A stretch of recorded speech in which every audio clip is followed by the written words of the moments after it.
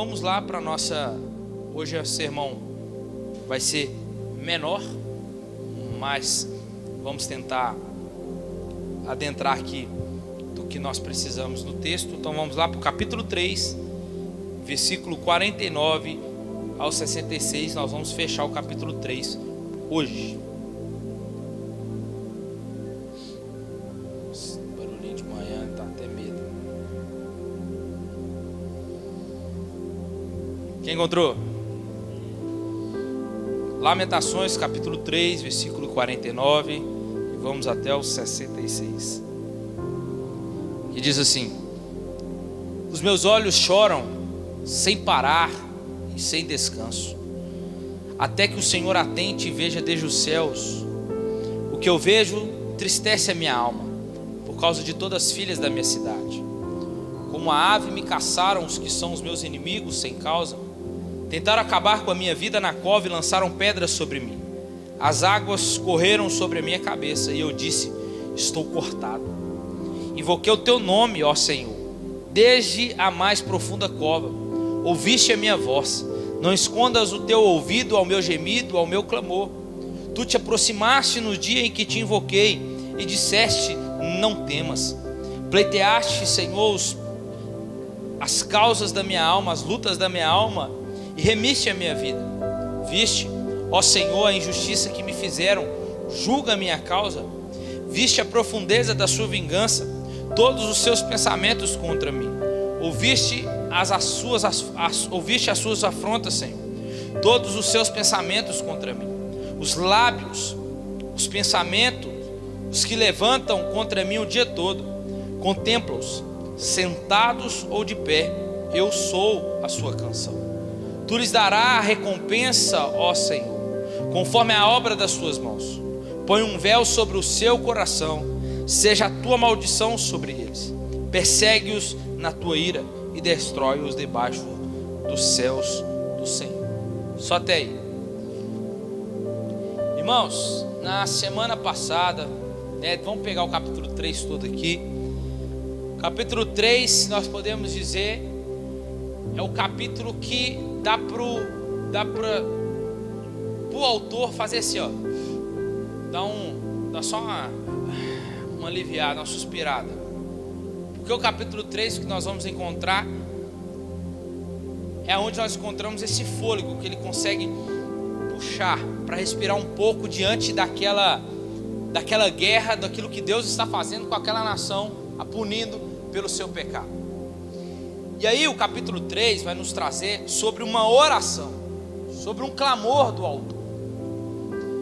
Aqui os dois lamentos que nós vemos no capítulo 1, capítulo 2, são dois lamentos que se encontram. E agora no capítulo 3 ele está orando, ele se lembra do Senhor, que fizera grandes coisas, para tentar buscar alguma coisa, um alívio para eles. O autor, ou poeta, então, volta a ser lançado em tristeza, mas ocorreu um afastamento da desolação intensa da sua experiência, no capítulo 3, versículo 1 e 18. Agora no verso 50, que o Valdir pregou semana passada, ele antecipa o fim para a sua aflição, e defende isso com base na interposição, na intervenção do Senhor no passado. Que no passado, o Senhor, ou melhor dizendo, no passado, o autor, ou poeta, ele foi duramente atacado pelos seus inimigos. Versículos 55 e 57.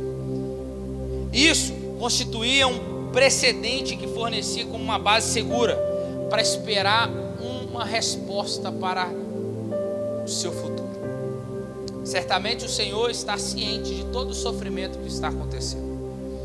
E aí, estamos diante aqui de uma oração onde o autor se lembra do seu passado, do passado de livramento que Deus deu a eles, para que ele se lembre a Deus, ele se lembra dos livramentos em oração do passado, falando no presente para poder ter um livramento, um alívio, um socorro no futuro da parte de Deus.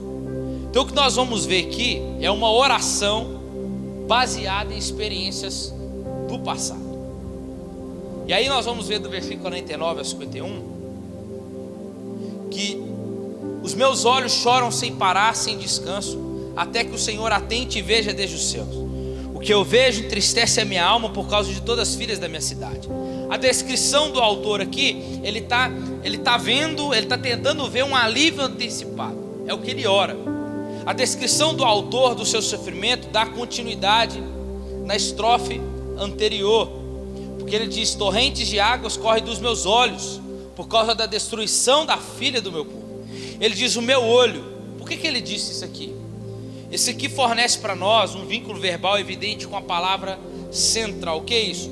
O próprio autor responde essa exortação que ele havia feito no capítulo 2, versículo 18. Só que agora a ênfase do autor não está na intensidade. Agora ele não está falando mais da intensidade da punição e do castigo de Deus. Ele não está falando da intensidade que não para, que é em todo momento. Mas agora, essa intensidade da tristeza, mas ele está falando agora da duração. Que dia que vai acabar?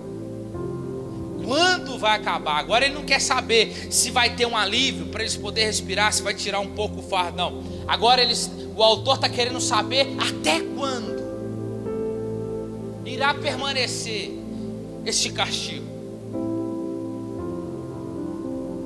E ele diz: meu olho fluíra, está fluindo. Traz ideia aqui, ele coloca uma metáfora de um fluxo de um líquido que não para. É o tempo todo. As lágrimas, a tristeza, a angústia. Ele está dizendo: quanto tempo mais? Até quando irá durar esse sofrimento? Essa é a oração do autor. A ideia aqui, que alguns textos vai dizer, que está gotejando. Você já viu uma goteira? Chata ou não? Demais. Não para, até que você vai lá e tampe, ou coloca uma cola lá. Mas enquanto ela está gotejando, isso fala aqui de um fardo, de um coração quebrado, que é tão pesado que chega a ameaçar a vida do autor. Um fardo sem tempo de ser retirado. É o tempo todo. Tristeza, angústia. Agora não é mais a intensidade. Agora ele está querendo saber. Parece que eu não vou aguentar mais. Vai passar, mas quando? O mais difícil para nós é esse, não é? A gente sabe que vai passar, mas o problema nosso é o quê? Esperar, porque a gente não sabe quando.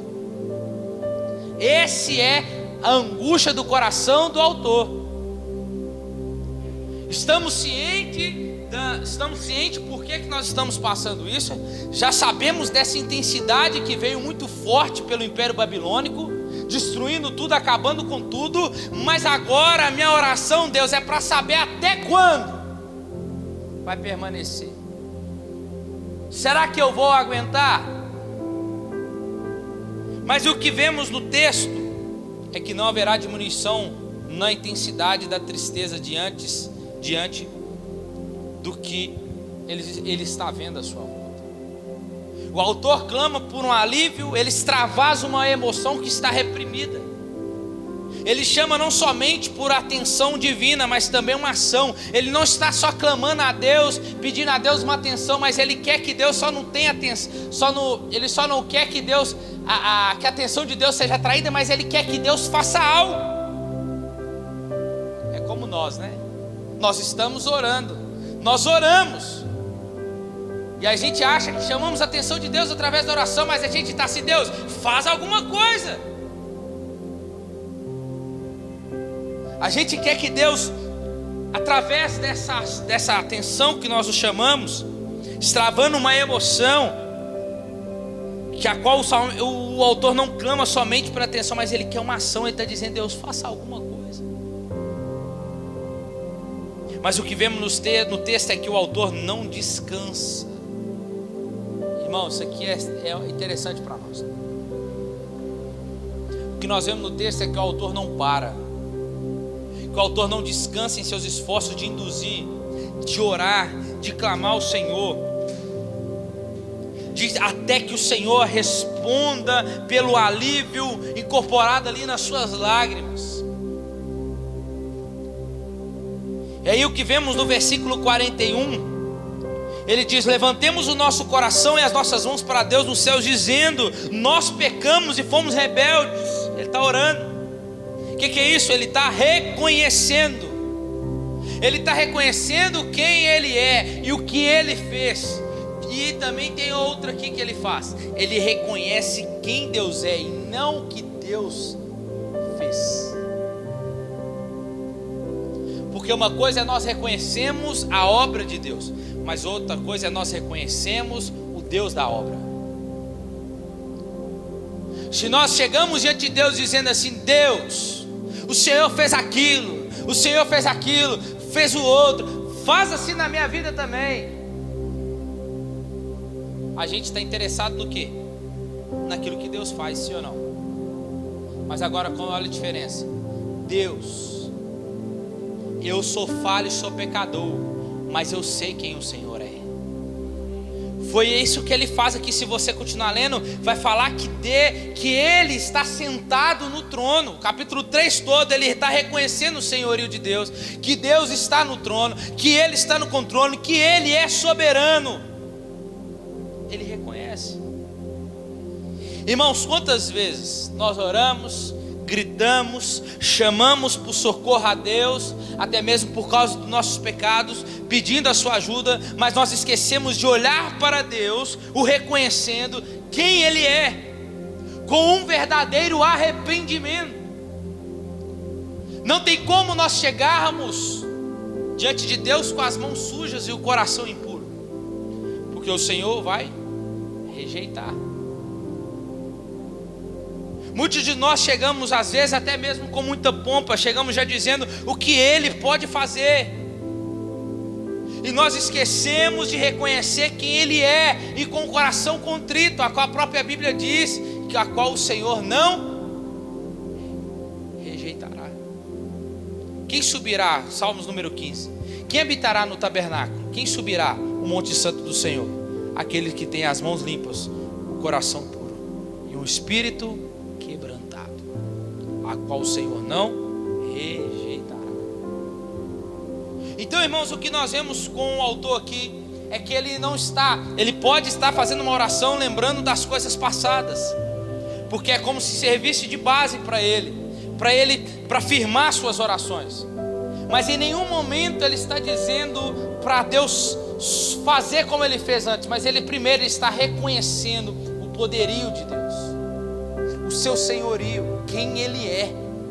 Isso é o princípio de todas as coisas. Isso é a adoração. E aí o salmista, ou o autor, no versículo 51 diz: o que eu vejo entristece a minha alma por causa de todas as filhas. Aqui é bem, ele está dizendo que ele está olhando para tudo que aconteceu, diante dos que os babilônicos não demonstraram clemência, nem para as mulheres, nem para as crianças. E o autor sentiu então uma profunda dor diante do desastre que havia ocorrido a toda a nação, e diante do sofrimento contínuo que estavam experimentando ali. E aí, olha que interessante, o versículo 52 até o 54 vai dizer sobre uma perseguição do passado. Olha para você ver, ele não só lembra das promessas, mas ele lembra também agora das perseguições do passado. Você vai entender. Ele diz: como ave me caçaram os que são os meus inimigos sem causa. Ele está orando. Imagina o autor orando. Ele está falando com Deus. Tentaram acabar com a minha vida na cova, lançaram as pedras sobre mim, e as águas correram sobre minha cabeça, e eu disse: estou cortado. O autor agora está voltando no tempo para relatar os acontecimentos que ocorreram em sua vida. Apesar de expressar em palavras, as palavras não fazem se tornar menos ou mais real. Por meio das palavras, o povo poderia se identificar com aquela experiência daquele autor. É como se ele estivesse dizendo assim: ó, eu também sofri, eu sei como é, eu sei o que sucedeu a vocês, também aconteceu comigo. É uma perseguição que, entre aspas, parece até sem causa. Por quê? Porque no mundo antigo, olha que interessante, os caçadores caçavam usando uma técnica para capturar pássaros selvagens. E o autor se imagina como um objeto de suas atividades.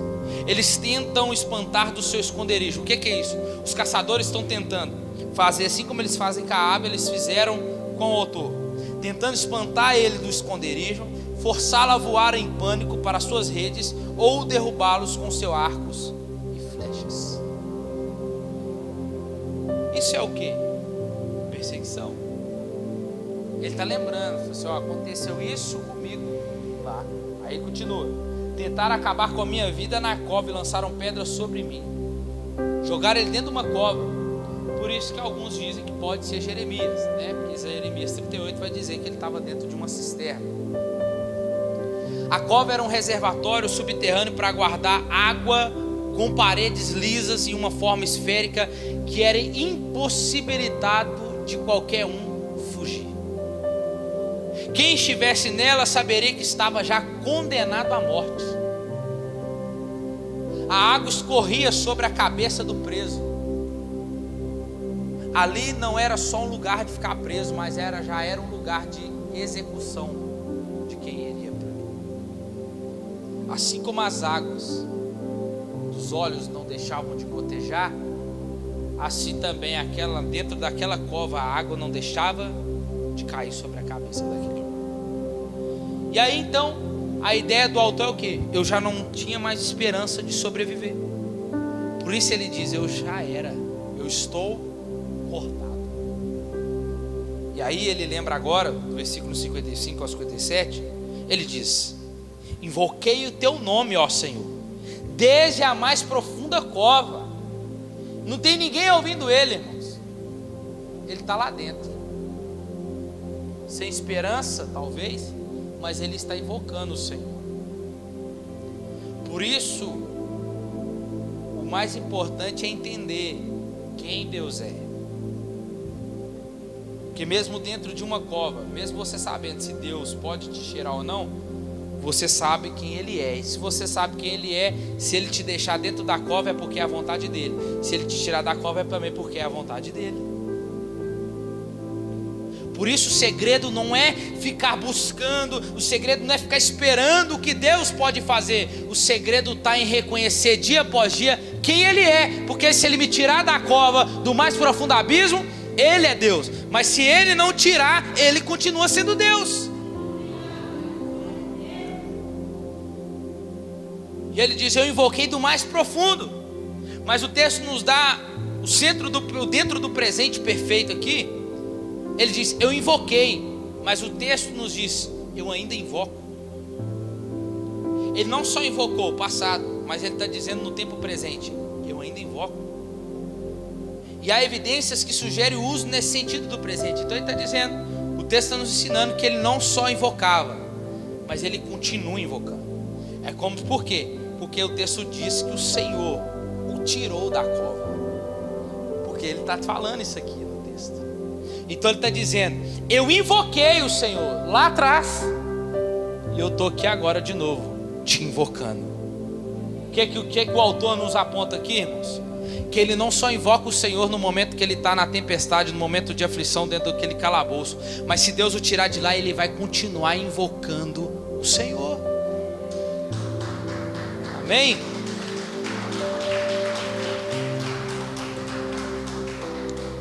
Porque, irmãos, eu já conheci gente que já foi curado de câncer, ia na igreja, foi buscar um milagre, aconteceu, sumiu, nunca mais voltou na igreja. Mas nós precisamos entender o que? Se Deus nos tirou da cova, eu continuo invocando. Se Ele ainda não tirou, eu continuo invocando. Por que eu vou parar? Porque ainda não me deu? Por que eu vou desistir? Porque não deu. Aí você olha para o seu coração e vê aonde está. Será que o meu coração está arraigado, preso demais às coisas que Deus pode fazer, ou ele está arraigado, preso em quem Ele é? E aí no versículo 56 ele diz, aí olha que lindo, irmãos, isso aqui nos ensina tanto, porque o autor fala assim, ó, ouviste a minha voz. Que isso? E não escondas o teu ouvido do meu gemido, ao meu clamor. Olha aí. Irmãos, o que é isso aqui? Ele está lembrando do passado, lembra? Ele fala assim: o Senhor me ouviu. Isso demonstra a plena confiança de onde o pedido vem. O pedido está vindo de quem? Do autor. É como se ele está dizendo assim: o Senhor me ouviu lá. Eu sei que o Senhor pode me ouvir agora também.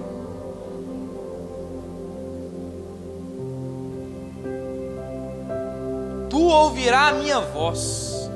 Aqui o autor não demonstra uma ordem, mas um imperativo dizendo: ouça a minha voz. Ele não está fazendo como muitos crentes, coloca Deus na parede e fala assim: o Senhor faz ou o Senhor faz, eu determino. Não fala essas coisas não, irmãos. Não, Deus não está moldado às nossas ordens. Deus não é o nosso gênio da lâmpada, tá? Nunca faça isso com Deus. Deus não é seu filho, não é seu marido, não é sua esposa, tá? Você ficar dando ordem, não. Aqui a ideia do imperativo é dizendo: ouça. É um clamor que eu te faço. Ouça a minha voz. O Senhor me ouviu lá atrás. Então, por favor, agora, no momento que eu estou te clamando, não escondas o teu ouvido do meu clamor, o meu gemido. E aí, irmãos, o segredo, irmãos, está principalmente em como começou no versículo 41 aqui essa oração. O capítulo 3 começa o autor falando assim: eu vi a vara da sua ira. E aí no versículo 41 ele começa dizendo: agora eu levanto o meu coração e as minhas mãos e digo: nós pecamos.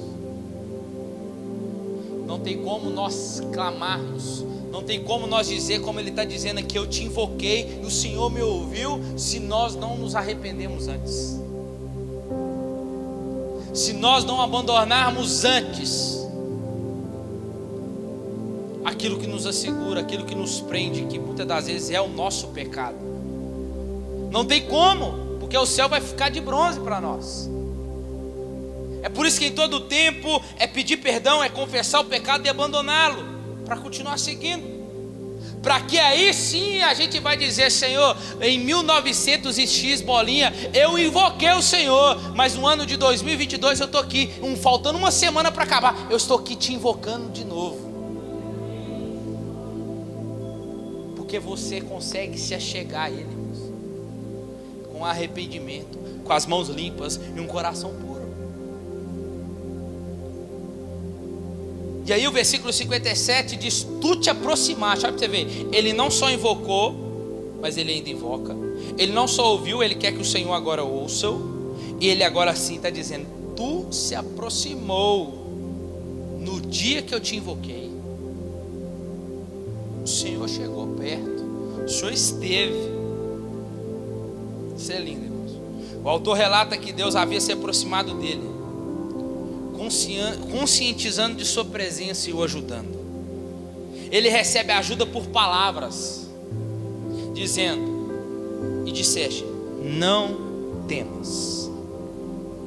Que já acalmaram suas ansiedades e o asseguraram de que o socorro divino está próximo. Quando Deus diz para o autor assim: ó, não temas, Deus está dizendo assim: ó, calma, que ainda o que eu tenho para fazer eu não fiz, mas acalma. Essa palavra não temas está dizendo assim: ó, eu estou acalmando as suas ansiedades e estou assegurando o socorro que vai chegar na sua vida. É isso que Deus está dizendo para o autor. Eu estou ouvindo o seu clamor. Ele está dizendo: lá atrás o Senhor me ouviu quando eu te invoquei. Lá atrás o Senhor se aproximou e disse para mim: não temas. O Senhor assegurou as minhas ansiedades. O Senhor pegou todas as minhas preocupações, dizendo que o socorro estava próximo. Lembranças passadas, mas que estavam tentando trazer segurança para o coração do autor no tempo que se chama presente. Só que isso é onde o autor está assegurado, irmãos. Irmãos, aonde nós estamos assegurados? No início da série eu falei para vocês que nós nos apegamos ao pecado porque o pecado nos faz promessas. O pecado nos traz promessas. E muitas das vezes nós asseguramos a esses pecados, porque quando esse pecado traz promessas de alegria, promessas de prosperidade, promessas de um conforto, promessas para prazer da nossa carne, mas que tudo isso é momentâneo e que tem um resultado, uma consequência depois. E nós estamos diante do livro que está contando tudo isso. Mas aonde nós estamos arraigados, irmãos? Aonde nós estamos apegados? Será que nós estamos diante das promessas que o Senhor nos fez lá atrás? Será que nós estamos apegados nas palavras da promessa deste livro? Ou estamos apegados nas promessas fúteis que este mundo pode nos dar?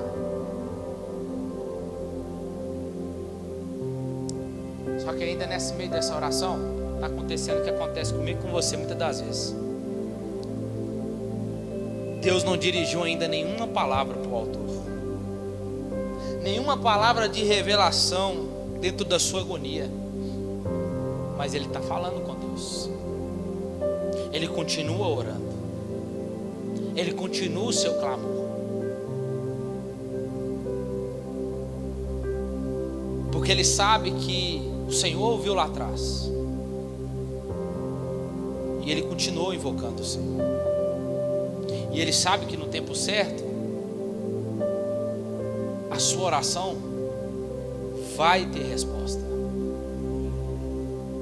Porque o segredo da oração, irmãos, não é... O segredo da oração não é se a resposta vai vir do jeito que eu quero. O segredo da oração está naquele que responde qualquer oração. E aí, é provável que o autor está afirmando que ele mesmo, talvez, tenha recebido uma revelação direta, por meio do próprio Espírito. Talvez o Senhor está tornando realidade as palavras da verdade escrita na experiência dele. Talvez o próprio Senhor está trazendo aquelas palavras aos corações dele, fazendo ele lembrar de quem ele é. Já viu aquele momento que você está tão angustiado, tão aflito, preocupado? E parece que o Espírito Santo, parece não, porque é ele que faz, começa a trazer a sua memória, começa a trazer algumas passagens bíblicas, começa a trazer algumas mensagens, e você fala assim: verdade, verdade. É Deus te trazendo o quê? Acalentando o seu coração com as palavras dele. É para você não esquecer que quem fez a promessa foi ele. É para você descansar. E aí, as promessas das Escrituras já haviam falado da situação de ansiedade do poeta no passado, e elas podiam agora se manifestar semelhantemente, da mesma forma agora. Irmãos, nós nos apegamos a promessas do que Deus fez no passado, e nós pedimos o Senhor para que Ele faça, que Ele venha agir como Ele agiu no passado, como Abacuque orou. Abacuque orou no capítulo 3 dizendo: aviva, ó Senhor, a tua obra e faça ela conhecida no meio dos anos, assim como o Senhor fez. Faça de novo. Irmãos, Deus não mudou, amém? Mas nós mudamos por causa do nosso pecado. E por causa do nosso pecado, Deus está em silêncio, assentado no trono, mas em silêncio. Qual que é o nosso pecado? Às vezes a gente se preocupa muito com os pecados aos nossos olhos grandes que nós cometemos. Uma coisa que a gente vê, ou que a gente ouve, o que a gente faz. Mas muitas das vezes tem um pecado também que chama boca, palavras, murmurações. Tudo isso é pecado. A forma que a gente lida com aquilo que o Senhor coloca nas nossas mãos. Irmãos, a gente não é nada. Nós precisamos de Deus. Nós precisamos de Jesus. Ele pode nos ensinar como fazer e como lidar com todas as áreas da nossa vida. Porque às vezes a gente olha só para a nossa vida espiritual e fala assim: está tudo bem, está tudo certo, estou orando, estou jejuando, está tudo bem. Mas às vezes nós estamos falhando como que a gente lida com a nossa casa, o nosso casamento, com os nossos filhos, com o nosso dinheiro, com o nosso emprego que Deus nos dá. Tudo isso, irmãos, Deus está em tudo, em todas as coisas. Deus não mudou. Até então que nós nos arrependemos, chegamos: Senhor, eu cansei, Deus. Tentei até agora do meu jeito, não consigo mais, me ensina. Me ajude. Eu preciso do Senhor. É esse reconhecimento que eu e você precisa fazer, é bater a mão no peito e dizer: eu preciso do Senhor. Talvez você não vai virar para o seu patrão e vai falar isso para o amigo do seu lado. Aqui diante de Deus,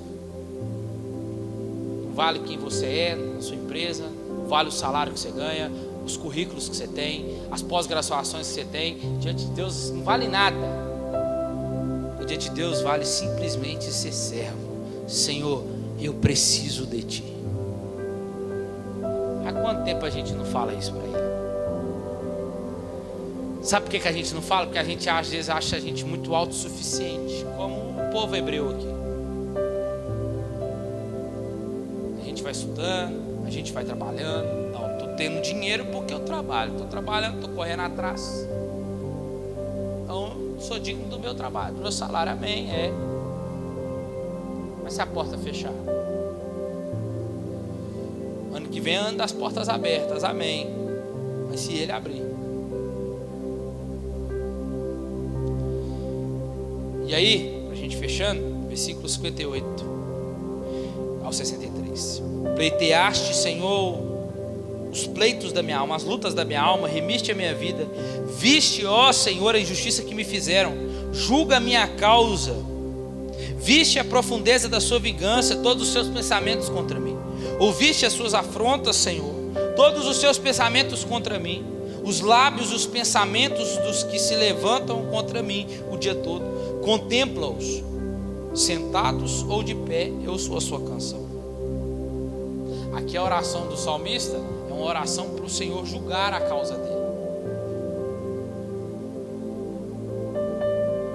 Ele sai sobre a libertação do passado que o Senhor fez na vida dele, e agora ele está falando sobre o Senhor julgar a causa dele. Agora olha para a minha causa aqui. Nós vamos ver verbos aqui. Talvez é uma ação definitiva do passado que tem uma influência sobre o presente e um desejo de uma ação futura. Tu pleiteaste a minha causa. Tu pleiteaste. Pleiteaste o quê? Presente. O Senhor está lutando na minha causa. E aí ele diz: demonstra aqui para nós como Deus estendeu a ajuda ao autor no passado. E a palavra certa aqui é: lutaste as lutas da minha alma.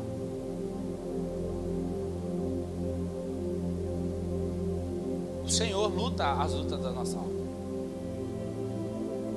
O autor sabe que os inimigos, as pessoas que o oprimiam, haviam feito isso de maneira injusta.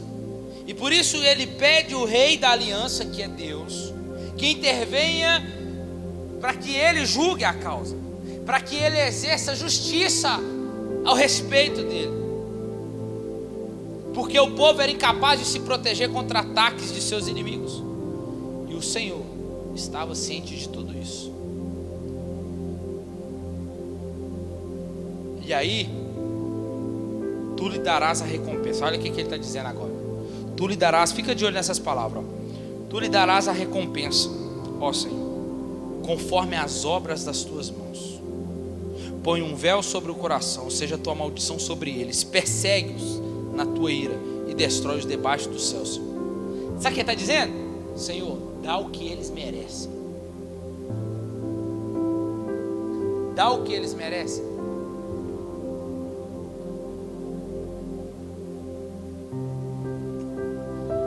A gente já ora a Deus assim antes.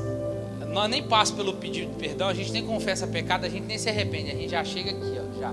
Senhor, dá o que ele merece.